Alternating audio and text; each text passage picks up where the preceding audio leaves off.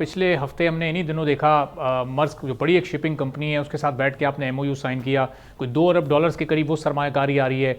चीन ने हमें यकीन दहानी कराई हुई है, सऊदीया ने, आज़रबाईजान ने, यूएई ने, तो बड़ी इन्वेस्टमेंट तो पाकिस्तान में आ रही है एफडीआई की सूरत में। पाकिस्तान की ज़रूरत को ये पूरा करने के लिए काफ़ी है, चूँकि अगले चंद सालों में जो हमें पेमेंट्स करनी है मुख्तलिफ ममालिक को कर्ज़ की सूरत में या मुख्तलिफ इदारों को, वो बहरहाल हम पर एक प्रेशर की सूरत में मौजूद हैं।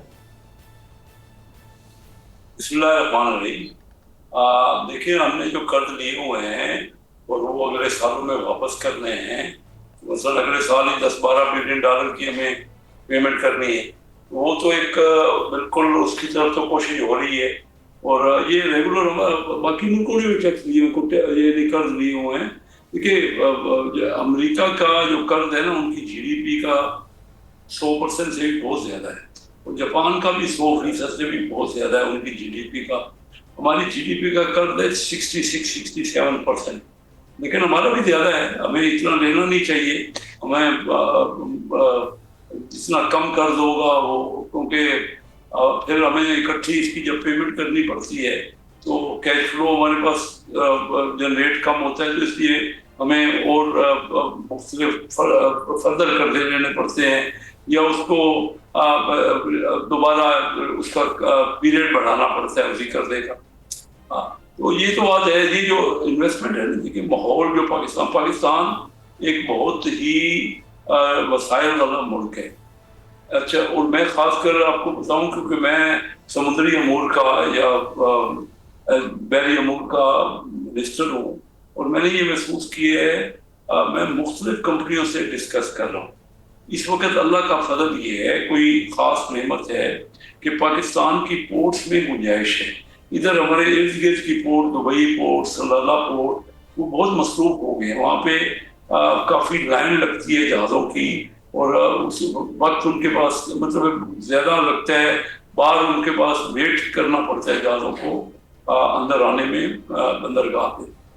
हमारे यहाँ अभी भी कैपेसिटी है। मतलब हमारी जो पोर्ट केपीटी, इसमें 30 लाख कंटेनर की गुंजाइश है। 3.1 मिलियन कंटेनर्स की एक साल की गुंजाइश है एक टर्मिनल पे।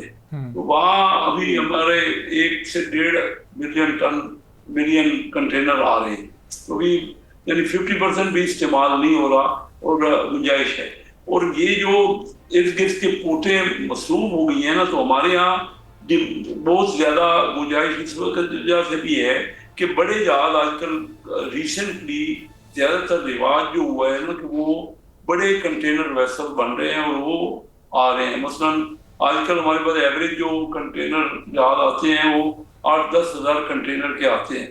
नए अब जहाज जो आ रहे हैं या बन रहे हैं दुनिया में, वो 18 से 20 हज़ार कंटेनर के हैं। तो उससे जब वो आते हैं तो फ्रेट उसका कम हो जाता है। और खास तौर पे जो रूस और यूक्रेन की वार से हमारे जो सेंट्रल एशिया के 6-7 ममालिक है ना, उनमें उनकी ज्यादातर माल रूस से क्लियर होकर उनकी पोर्टों से आता था। मैं आपको एक पूरा बैकग्राउंड बता रहा हूँ। एक बहुत बड़ा अल्लाह ताला का इनाम है इन दिनों में हमारे हुआ कि वो पोर्टों, उधर एक तो जंग जारी है, फिर उनके किराए बढ़ गए हैं, उनका बड़ा मुश्किल हो गया वहां से आना। और यहाँ अगर हमारे पास गुंजाइश है, डीप सी है हमारे पास, और ये कराची पोर्ट में SAPT एक टर्मिनल है उस पे, तो ये बड़े जहाज जब आएंगे ना तो उनका किराया पर टन कम होगा। और वो हमारी अपनी तो जरूरत इतनी नहीं है। पाकिस्तान की जरूरत मैंने बताया ना इंपोर्ट की, क्योंकि कम हुई है पहले की निस्बत। तो हमारे यहाँ तो 1.1, 1.5 इसके दरमियान का मिलियन कंटेनर गुंजाइश है। तो कैसे साहब, ये जो गुंजाइश आप बता रहे हैं, इस गुंजाइश को हम पूरी तरह से कैपिटलाइज क्यों नहीं कर पा रहे? हम तो अगर अब कराची से निकलकर अगर गवादर पोर्ट तक की तरफ जाएं, उसको एक गेम चेंजर एक मौके पर कहा जा रहा था, वो अभी वो गेम चेंजर वाला उस तरह से वो ऑपरेशनल होकर क्यों अपना फाल किरदार नहीं अदा कर पा रहा है अभी तक?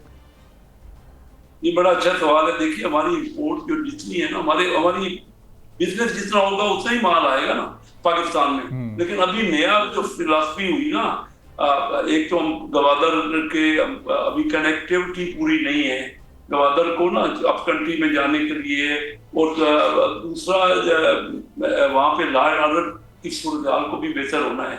तो वो जो, लेकिन जहाँ बेहतर है, मतलब कराची की पोर्ट पे अगर लाइन ऑर्डर भी बेहतर है और कनेक्टिविटी भी है, तब भी हमारे पास टोटल इंपोर्ट ही कम है ना, हमारे पास डिमांड नहीं है, हमारे पास ट्रेड कम है। तो अभी नया जो तरीका उसका निकला है आपकी पोर्टों को पूरा यूटिलाइज करने का, वो ये है कि ये 7 जो सेंट्रल एशिया के 6-7 मुल्क हैं हमारे बिल्कुल करीब हैं, वो सबसे ज्यादा कन्वीनियंट उनको हमसे है।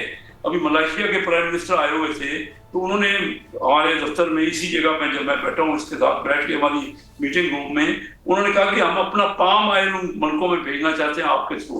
पाम ऑयल बहुत ज्यादा मलेशिया वाले भेजते हैं, वो बेहतरीन सस्ता तरीन और बेहतरीन तरीका यही है। मैंने आपसे कहा ना, बड़े जहाज आ गए, बड़े जहाजों का किराया कम है, फिर उसके अलावा सूरत हाल ये कि वहां जंग हो रही है, और फिर तीसरी बात ये है कि बड़ी बड़ी कंपनियां, जैसे मार्क्स लाइन की, आपने मार्क्स लाइन की बात की ना, दुनिया की सबसे बड़ी शिपिंग कंपनी है, तो उनका इंटरेस्ट ये है, वो कहते हैं आपके पास तो इतने पैसे नहीं, पाकिस्तान तो कर्जा ही लेके हर चीज कर रहे हैं ना, हमने अपना इंफ्रास्ट्रक्चर भी नहीं बनाया, रोडें नहीं बनाई, वेयर हाउस नहीं है।